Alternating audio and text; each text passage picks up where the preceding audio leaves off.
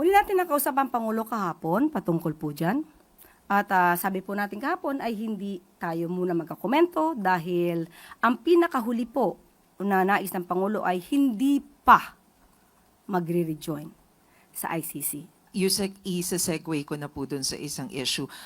This time, were you able to talk to the President about the proposal to rejoin the International Criminal Court? Because I understand there's a latest post by Congresswoman Laila De Lima, and she said that she is asking what is preventing the President from initiating the process for the Philippines to rejoin ICC. Sabi po niya, this tests the administration's sincerity in preventing impunity and upholding justice and accountability. Why is the government standing idle on this matter?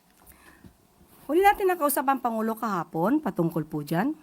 At sabi po natin kahapon ay hindi tayo muna magkakomento dahil ang pinakahuli po na nais ng Pangulo ay hindi pa magre-rejoin sa ICC.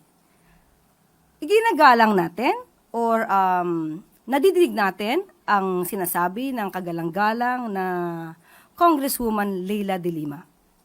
Pero hindi po ibig sabihin na kapag hindi pa nag-rejoin sa ICC, ay hindi na makikita ang sensibilidad ng administrasyon para mapanagot ang dapat na mapanagot. Tayo po ay tumutupad sa ating batas, ang RA 9851.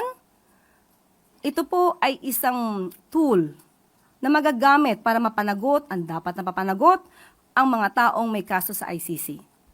Nakita na po nila, na-surrender na po natin mismo ang dating Pangulong Duterte sa ICC gamit ang RA 9851 at ang pag-obserba natin sa residual obligations, pati po ang ating kooperasyon sa Interpol.